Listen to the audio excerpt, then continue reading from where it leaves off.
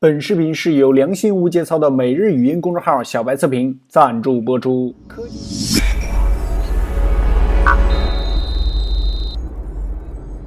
Hello， 大家好，欢迎收看这一期的小白测评。今天这一期的开箱应该是一个充满人民币味道的开箱啊，这应该是我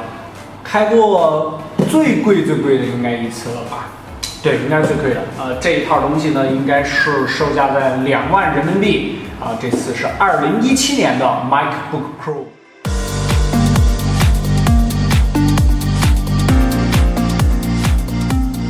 这个就是刚刚到货的，还热乎的啊，刚刚从那个快递员手里面接过来。还有一个配件，这个配件呢是一个 Type-C 的一个 Hub 一个扩展坞。先说一下我们的购买情况，这次呢我们是从这个国行的官网上购买的啊，当然这个不是给我购买的，是我们后期老张的这个设备。你如果要是在官网购买的话呢，可以让他开这种纸质的发票，这种纸质发票上呢，你关注的应该第一个点呢就是它的税费了。我这台的税费呢是2854块钱，一台电脑要剩将近3000块钱的税，哇，太恐怖了。开箱呢有一个小的设计啊，从上面应该能看到，就是两边，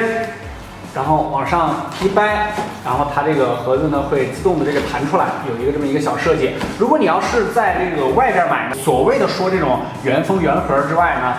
你就看一下有没有这个，然后还有外边这个牛皮纸的这个塑封，然后它能撕掉的，这个就可以了。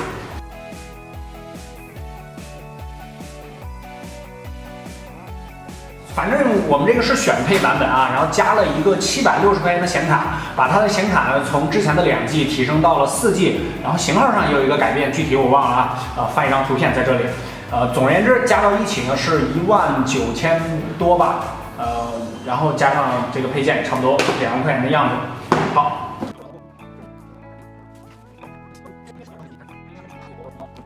就没了。这传器个头非常大，然后它这个Type-C 的插口呢是可以拔下来的，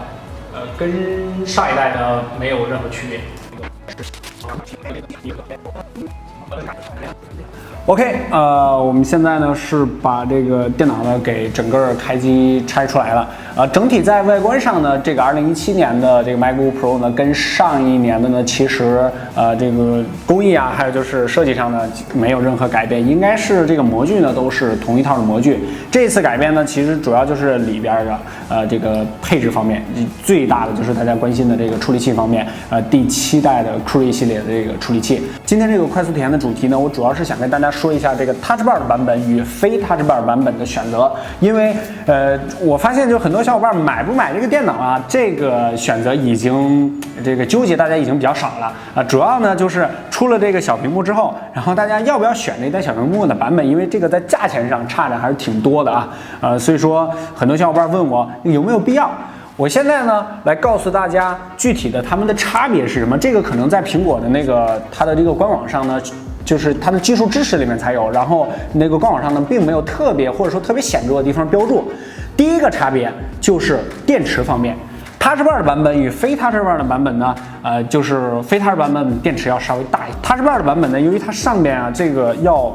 加一块嘛，然后加一块屏幕，它会占了一些内部的这个空间，是49.2瓦时。所以说，在这个续航方面呢，同尺寸的情况下，非 Touch Bar 版本呢是要长一些的。还有就是它非 Touch Bar 的版本的这个处理器呢，都是这个 TDP 的版本，就是在功耗上呢还会更低一些。所以说，综合来说，非 Touch Bar 的版本呢，在续航上可能要更好一些。好多少呢？根据我之前综合了一些朋友的这个实际使用体验呢，大概是在不到1小时左右。但是这个不到1小时，有的时候还是挺救命的，是吧？另外呢，就是非 Touch Bar 的版本呢，它另外呢就是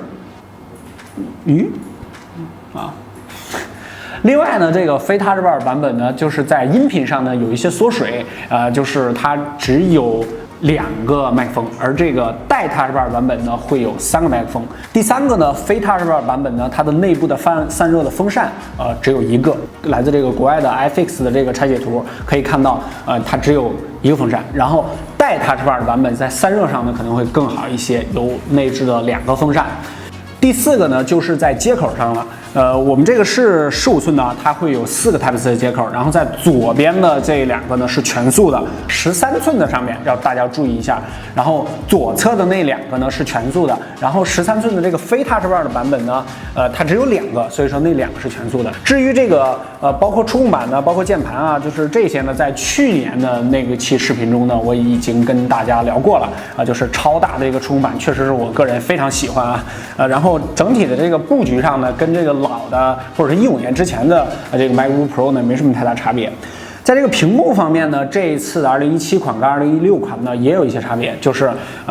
材质应该都是一样的啊，就是这个最高呢是达到了500多尼特，然后支持这个 P3 的广色域。但是我们这台呢打开之后呢，应该是普遍现象，应该不是特别的个例吧，就是微有那么一点点偏暖的情况。然后呢，我们调了一下这个描述文件呢，好像是还有那么一点，但是我觉得这不是什么太大的问题啊。咨询另外一个朋友呢，他那个好像也有那么一点点，这个应该是这次这个屏幕总体的一个色温倾向。还有就是2017款的跟2016款相比，就是在可视角度上，如果要是大于45度，你在这个角度看的话，2017款的这个衰减呢是明显要比2016款的这个屏幕衰减上的要稍微好那么一些的。OK， 又到了喜闻乐见的掉粉时间了，没有赞助商，咱们就给自己打个小广告啊！如果你觉得每一期10-20分钟的视频不过瘾，欢迎加入我们的微信公众号小白测评。好吧，我知道这个名字直白且土气啊，但是却干货满满，不仅能在此直接收看近期的所有视频，小白我每天跟你语音聊天，新鲜的科技圈资讯，精彩的幕后花絮，这些都是少不了的。打开微信，直接搜索小白测评，或者扫描视频中频繁闪现的二维码，你的关注就是我的动力，每天我在这等你，期待加入。还有就是大家比较关心的续航，其实这个15寸的，大家可能出去的时候还这个不是太愿意带它，13寸的大家可能会经常带着。这一台的这个续航呢，我们是还没有进行测试，但是这个13寸的，我现在可以告诉大家，大概是在7个小时到7.5小时之间，就是它官网标注呢是10个小时，但是实际使用上呢，我这个实际使用不是说一大堆图片，整个这个都是非常高负荷的运行，然后就是平常的，比如说你发邮件或者上网啊，乱七八糟的这些普通的办公是在7小时到7.5小时之间，就是它官网标注是10个小时。该性能方面呢，刚才我们是试了一下这个，想测一下它的 SSD， 但是好像是还并没有给2017年的这个授权，然后软件呢是测不了这个它的 SSD 这个速度的，但是这台的256G SSD 速度还是有保证的，就是大家应该不需要太担心。这一代这个改编呢，处理器上呢是比较大的，就是它这一次的这个第7代处理器呢，这个睿频上面做的是比较高，普通情况下呢，这个睿频呢都能达到就是它在基础的这个核心上就能加到1G 到1.5G 赫兹，就是它的睿频呢是比较高的，而且呢，苹果的这个调教呢也把它调教的相对来说比较激进那么一些吧，就是可以允许呢它在长期呢就是一个高水平的状态下进行运行。具体的这个性能提升呢，这一代呢照上一代呢提升了10%到20%，根据各个版本不同，但是单核性能上呢其实差别并不大，总体提升上呢最高配的版本可能是将近20%的这个性能提升，所以说在性能上呢，看看你平时能用得到用不到。OK， 今天呢就是一个快速体验2017款的 MacBook Pro， 然后每一年呢我们都会给大家带来一些快速体验，因为详细测试的话，其实它可说的点呢并不是太多，因为笔记本嘛，是吧？大家都懂的，尤其是苹果的笔记本，每年的挤牙膏还是比较严重的。好了，今天呢就先和大家聊到这儿，主要跟大家聊的就是 Touch Bar 版本与非 Touch Bar 版本的选择。我个人还是比较推荐非 Touch Bar 版本的。如果要是你对这个性能上呢，就是或者说体验上呢不是那么追求极致，因为这个 Touch Bar 版本的生态呢，根据我们1年的这个来看呢，其实速度还是比较慢的，因为它本平台的软件都比较少，基本上都是苹果一些自带的软件呢，在 Touch Bar 上面呢会有一些生态的应用，但是这个效率提升呢也是非常有限的，不要把它当成一个能多高提升你生产力工具的一个地方啊，没有必要。好了，今天这期视频呢就先和大家聊到这儿。除了这个视频呢，还有最重要的我们的微信公众号，大家扫码关注就可以了。小白测评，每日新鲜资讯，每日语音，每天我在那儿和你聊天，聊聊科技圈的趣事，聊聊最新发布的手机、电脑等各种电子产品。还有就是我的新浪微博小白 MTX， 有什么建议、质疑、提问的这些评论或者是私信就可以了。这个 MacBook Pro 每年一体验，我们下期再见，拜拜。电脑。